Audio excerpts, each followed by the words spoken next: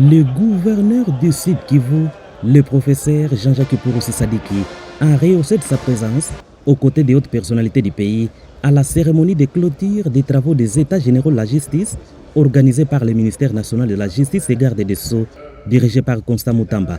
C'est en sa qualité du magistrat suprême que le président de la République, Félix-Antoine Tshisekedi, a personnellement présidé ce samedi la cérémonie de clôture de ces assises, dont il promet d'activer toutes les batteries afin que les recommandations ressorties de ces assises ne souffrent d'aucune faille. En tant que garant du bon fonctionnement des institutions et magistrat suprême, j'affirme mon engagement personnel à accompagner la mise en œuvre idoine des recommandations issues de ces assises.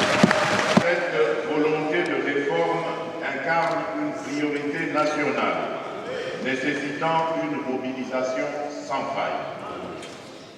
Dans cette perspective, le gouvernement recevra des directives claires pour déployer les ressources matérielles et financières indispensables au succès. Il nous faut des réformes courageuses, des mesures radicales qui transformeront nos institutions de manière durable et qui impacteront positivement les comportements. Avec plus de 4800 participants, issus des différentes composantes du système judiciaire et au moins plus de 300 recommandations formulées, les États généraux de la justice sonnent comme un moment décisif de l'histoire du secteur judiciaire en RDC.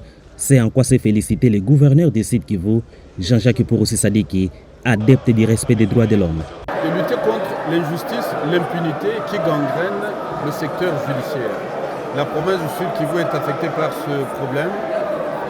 Dans les conflits qui émaillent la province, dans les manques de justice, donc la non-provision de la justice éthique et équitable, il y a énormément de problèmes. Les maisons de l'État, les parcelles de l'État sont vendues illégalement. Il y a un certain nombre des acteurs judiciaires qui jouent le rôle. Il y a la surpopulation carcérale. Il y a énormément de défis auxquels nous sommes confrontés. Et nous sommes très ravis. Et on a décrété ici, le chef de l'État comme ministre de la Justice, l'impunité zéro face à ces actes.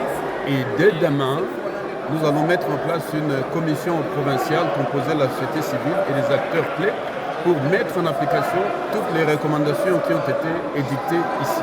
À la cérémonie de clôture, on a noté la présence du président de l'Assemblée nationale, l'honorable Vital Kamerhe, et le deuxième vice-président du Sénat, l'honorable professeur Modeste Batiloukwebo.